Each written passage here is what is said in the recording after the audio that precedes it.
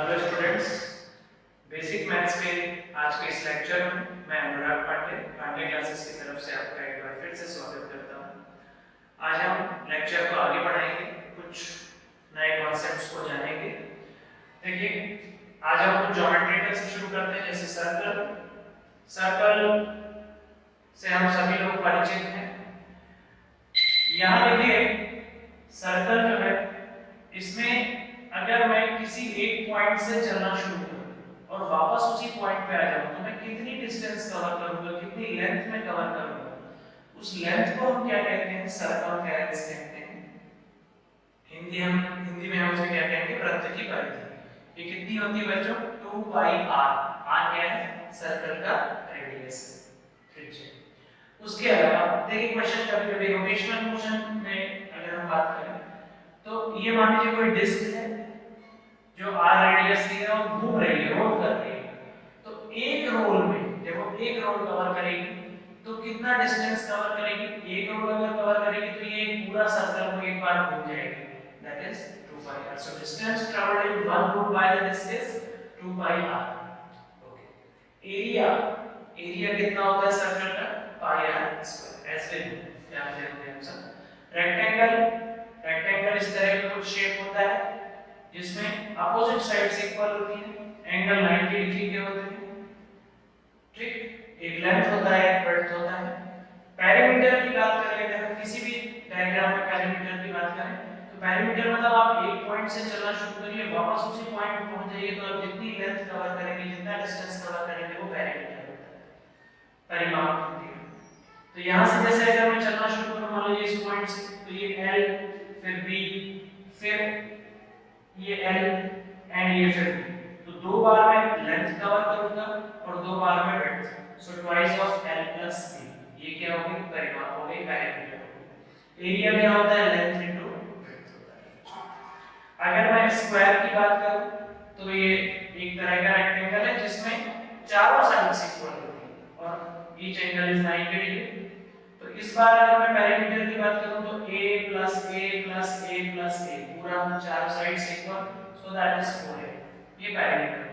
Area में length into width, that is length भी a है, विड्थ भी a है, तो a into a that is a square. अगर मैं एरिया ऑफ ट्रायंगल की बात करूं, so that is half base into altitude, half base into altitude.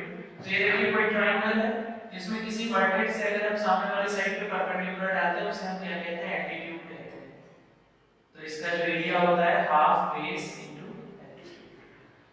तो ये कुछ छोटी-छोटी सी बातें थी। इसके अलावा अब हम कुछ परसेंटेज चेंज की बात करेंगे। कभी-कभी कुछ रिलेशन दिए रहते हैं, उनमें परसेंटेज चेंज हमसे पूछता है। मैं आपको बताता हूं ये कैसे होता है।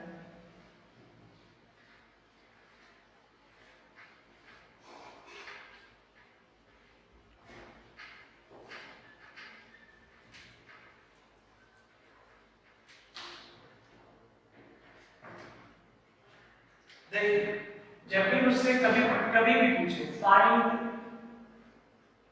द परसेंटेज चेंज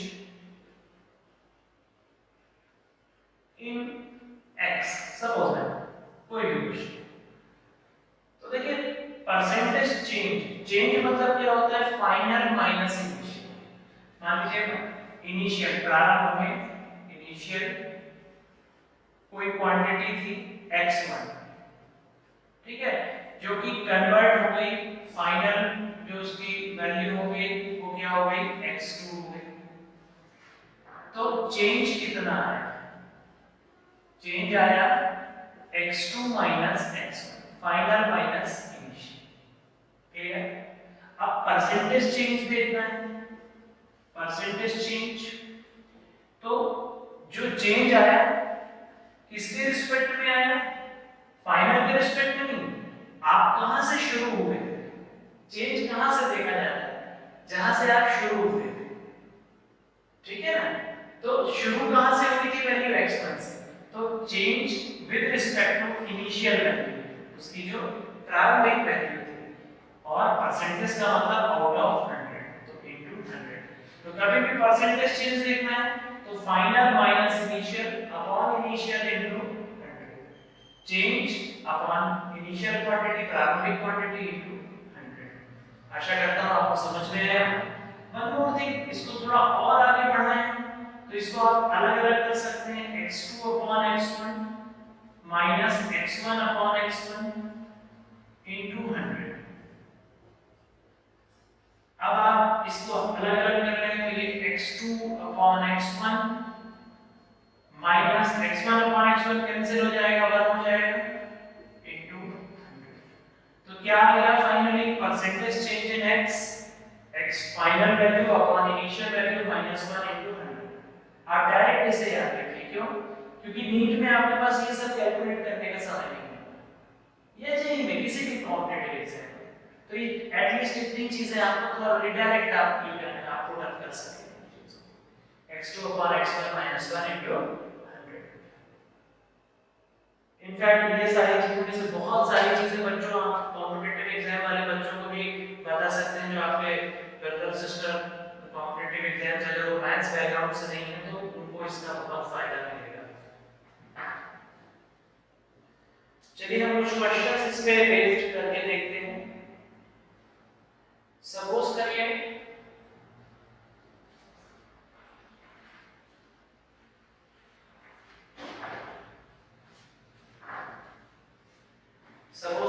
कोई रिलेशन दिया है, गिवन रिलेशन एक दिया है हमको, y is equals to ka cube upon x square। Okay, अब हमसे क्वेश्चन में पूछा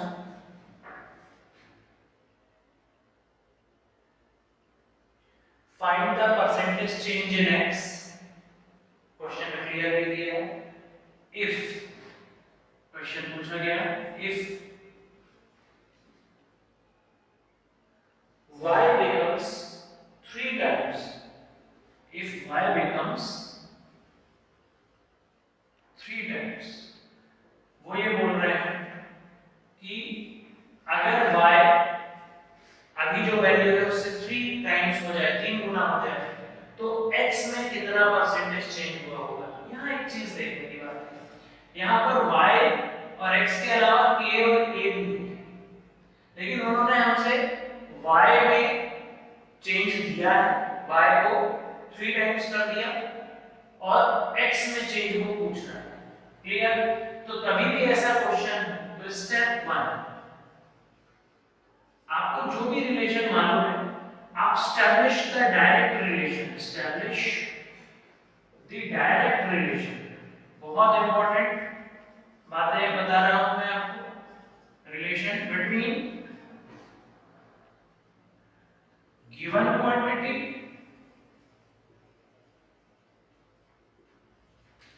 and the quantity which you want to determine।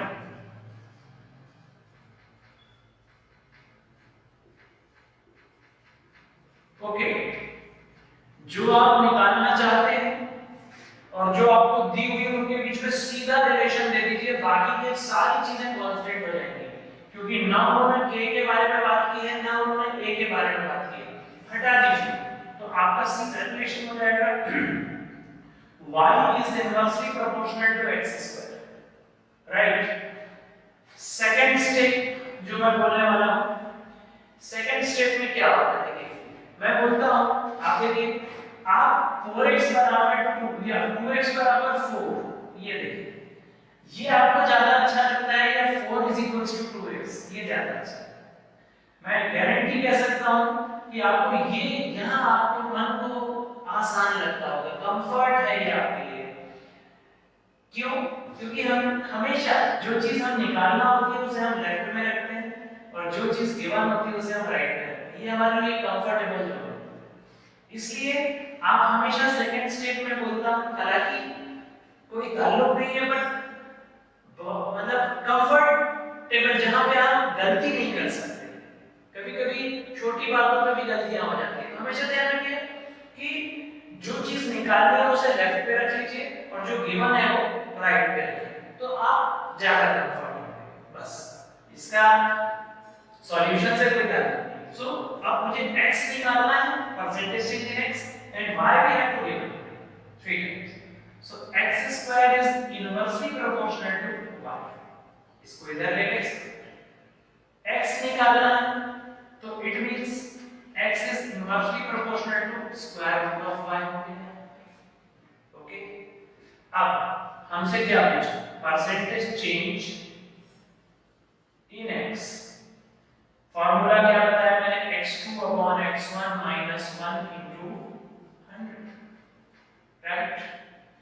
x is inversely proportional to root y, मतलब अगर यहाँ पे मैं x1 लिखूं तो यहाँ y बनाए, और नीचे में x2 लिखूं तो ऊपर में उल्टा रिलेशन है, जो चीज ऊपर है तो इसके अपोजिट चीज नीचे, और जो चीज नीचे है उसके अपोजिट वैल्यू कहां जाएगी, ऊपर। So what is x2 minus x1, यहां से अगर मैं इसी को बात करूं, इसको मैं यहां पे ब्लॉक कर दूं, अगर मैं यहां x2 upon x1 की बात करता हूं, दैट इज उल्टा, x2 ऊपर है तो रूट ओवर y2 कहां जाएगा, नीचे, और x1 नीचे है तो रूट ओवर y1 कहां जाएगा, ऊपर, क्योंकि इनवर्स रिलेशन। तो x2 upon x1 बच्चों क्या हो गया, root over y1 bye y2।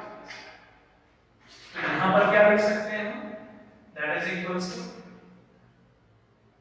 x2 upon x1 की जगह root over y1 upon y2 minus 1 into 100। देखिए कितना आसान है, that is equals to y1 initial value पहले कितनी थी, y था, और ये अब कितना हो गया, 3 गुना हो गया, 3 टाइम्स। तो y1 की वैल्यू कितनी हो गई बच्चों, y, और y2 कितना हो गया, 3y minus 1 into 100।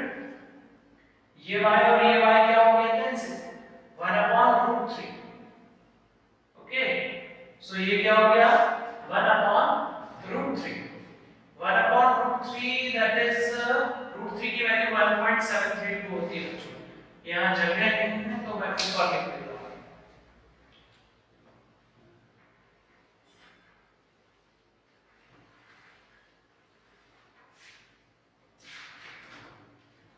तो यहाँ देखिए ये 1/√3 percentage change in x, change in x is equals to root over 1/3। तो रूट ओवर 1 तो 1 ही रहेगा, रूट 3 1.732 हो जाएगा, माइनस 1 into 100। इसको हम एलसीएम लेके सॉल्व करेंगे, तो 1.732 एलसीएम में आ जाएगा, 1 minus 1.732 into 100। इस तरह से हम इसे सॉल्व करेंगे, और ये करीब करीब 1 minus 1.732, इसको जब हम सॉल्व करेंगे तो 1 minus 1.732, तो इसको बड़ी वाली नंबर में से छोटे वाले नंबर को माइनस कर लीजिए, मैंने हमेशा बताया। तो ये 0.732 बचेगा, लेकिन बड़ी संख्या का साइन आ जाएगा माइनस, तो माइनस ऑफ 0.732 अपॉन ये 1.732 क्या है, रूट 3, इसको ऐसे ही लिख के रख देते हैं, इनटू 100। ओके, नाउ रूट 3 से रैशनलाइज कर लेते हैं, रैशनलाइजेशन माइनस ऑफ 0.732 इनटू 100 कर लें, इनटू 100 कर लें, तो ये डेसिमल तो राइट हो जाएगा, तो नंबर राइट शिफ्ट हो जाएगा, 73.2 हो जाएगा ये, और ये रूट 3 का मल्टीप्लाई और डिवाइड कर लें हम, रूट 3 इनटू रूट 3। ये रैशनलाइजेशन हो गया। यहाँ पे मैंने अभी आपको लास्ट लेक्चर में रैशनलाइजेशन बताया था। ओके, तो डिनोमिनेटर का ये रूट 3 था, तो ऊपर नीचे मल्टीप्लाई कर दिया रूट 3 से। सो ये हो गया minus of 73.2 into root 3 upon ये कितना हो गया, रूट 3 इनटू रूट 3 कितना हो गया बच्चों, 3। ओके, तो ये ऐसा आ गया। इसको हम कैलकुलेट कर लें, तो अप्रॉक्सीमेट वैल्यू लेंगे, 3 2 जा 6, 1 बचा, 4 जार 12, आप फिर 1.2 बचा करीब करीब अप्रोक्सीमेट 24 ही लिख देते हैं और रूट 3 की वैल्यू 1.732 उसमें से 1.73 ले लेंगे और अब हम इसे मल्टीप्लाई करते लगभग अप्रोक्स। ठीक, तो 24 दिया 72 2 7। ठीक, ऐसे हम इसको कैलकुलेट कर लेंगे, लगभग ये आ जाएगा 24 51.52%। ठीक है ना। तो यहां देखिए अगर y को 3 टाइम्स कर दिया जाए तो x में कितना परसेंटेज चेंज आएगा, माइनस ऑफ 51.52%। एक बहुत अच्छी बात है, माइनस साइन क्या बता रहा है कि x की वैल्यू क्या हो जाएगी, डिक्रीज हो जाएगी, तब y की वैल्यू क्या होगी, इंक्रीज। देखिए y विल बिकम 3 टाइम्स, तो x का आंसर क्या आ रहा है, नेगेटिव आ रहा है। नेगेटिव आने का मतलब क्या है कि x की वैल्यू क्या हो गई, डिक्रीज हो गई, और होना भी चाहिए। पूछिए क्यों, देखिए x और y में इनवर्स रिलेशन है, मतलब एक बढ़ेगा तो एक घटेगा, तो y अगर इंक्रीज हो रहा है तो इसका मतलब x क्या हो रहा है, डिक्रीज हो रहा है। तो here negative sign shows that decrease in the value of x। तो इस तरह से हम परसेंटेज चेंज निकालने के क्वेश्चंस करेंगे। इस पे किसी भी तरह के क्वेश्चंस बच्चों फ्रेम हो सकते हैं, बन सकते हैं। ठीक है, तो एक क्वेश्चन ये हो गया, आगे मैं इस पे और क्वेश्चंस कराता हूं आपको।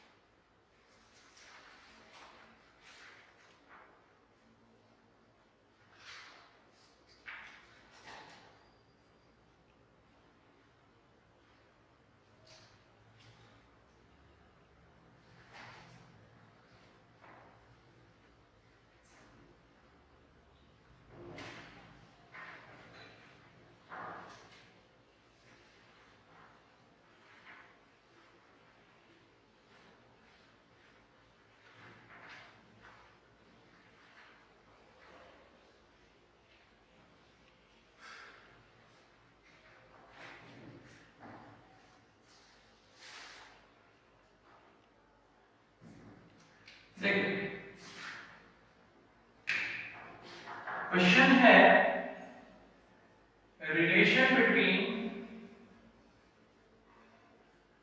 Kinetic energy,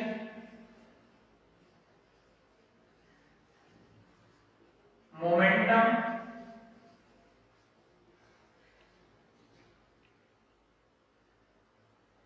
kinetic energy and momentum of a particle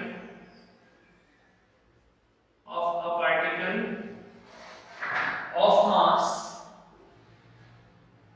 m। ठीक है, कोई पार्टिकल है, उसकी काइनेटिक एनर्जी और मोमेंटम जिसका भी मास m है, उनमें रिलेशन आपको दिया हुआ है कि k बराबर p square upon 2m। Okay, ये बना आपसे बोल रहा है कि find the percentage change in p, find percentage change in p। p क्या है, मोमेंटम है, काइनेटिक एनर्जी k, मोमेंटम क्या है p। काइनेटिक एनर्जी k है, मोमेंटम p है, p राइट। तो percentage change in p if kinetic energy becomes double। अगर kinetic energy double हो जाए तो आपको मोमेंटम में चेंज, परसेंटेज चेंज बताना है। ऐसे क्वेश्चंस आपको कई बार देखने को मिलते हैं। तो कैसे थे, व्हाट इज, मुझे क्या डिटरमाइन करने का, find the percentage change in p। Okay, तो हमको निकालना क्या है, हमारा जो दिमाग में आएगा हमको फाइंड करना है percentage change in P, change in P, that is equals to change P2 minus P1 upon initial P1 into 100. ये हमने निकाला था, फॉर्मूला दिया था, final upon initial minus 1 into 100, x2 upon x1 minus 1 into 100. मैंने अभी एक्सप्लेन किया, सो आपको ये निकालो। अब स्टेप 1 क्या आती है देखो, मैंने क्या बताया, डायरेक्ट रिलेशन देखिए, k और p के बीच में k is directly proportional to p square, right. अब इसके बाद दूसरी स्टेप मैंने क्या बोली, जो निकालना है उसे लेफ्ट में रखिए, जो दिया है उसे राइट में रखिए। तो निकालना क्या है, p निकालना है तो उसे लेफ्ट में रखेंगे, तो p square is directly proportional to k, square हटा देंगे तो p is directly proportional to root k, इस बार डायरेक्ट रिलेशन। तो it means p2 upon p1 दोनों सामने हैं तो root over k2 upon k1, इस बार उल्टा नहीं, सीधे है ना, डायरेक्ट रिलेशन। अगर रिवर्स रिलेशन होता है तो p2 ऊपर तो k2 नीचे, p1 नीचे तो k1 ऊपर, उल्टा हो जाता है। इसमें सामने डायरेक्ट रिलेशन है तो p2 ऊपर है तो k2 ऊपर, p1 नीचे तो k1 नीचे। अब सीधा कोटा कर दीजिए, कोई दिक्कत की बात नहीं। सो p2 upon p1 minus 1 into 100 is equals root over k2 by k1 minus 1 into 100। अब देखिए क्या बोला गया है सीधा सीधा कि काइनेटिक एनर्जी बिकम्स डबल, पहले कितनी थी k, अब कितनी हो गई 2k, तो दैट इज 2k, पहले कितनी थी k minus 1 into 100, ये k से ये k कैंसिल हो गया, रूट 2 minus 1, रूट 2 की वैल्यू कितनी होती है 1.41, है ना, 1.41 minus 1 into 100, that is 0.41 आ जाएगा, that is equals to 0.41 into 100, that is 41%। Positive में आना है मतलब, और वैसे भी डायरेक्ट रिलेशन, तो p जो है वो कितना बढ़ जाएगा, मोमेंटम कितना इंक्रीज हो जाएगा, 41%। इस तरह से आप देखिए कि अजीब से दिखने वाले क्वेश्चंस का कितना इजी आंसर हो सकता है, ठीक। ओके, तो ये परसेंटेज चेंज के कुछ क्वेश्चंस हो गए बच्चों, ठीक। ओके, तो आज की सभा में इतना है। अगली सभा में मैं कुछ बाइनोमियल थ्योरम, अब आगे की क्लासेस में मैं 11th से रिलेटेड, मतलब अब आपका एक्चुअल मैथमेटिक्स चालू होगा जो आपको बहुत ज़्यादा काम आएगा। इस लेवल को सारे बच्चे देख सकते हैं, और उसमें हम ट्रिग्नोमेट्री, बाइनोमियल थ्योरम, ग्राफ्स और कुछ और चीज़ें हम वहाँ पर पढ़ें, कैलकुलस पढ़ेंगे।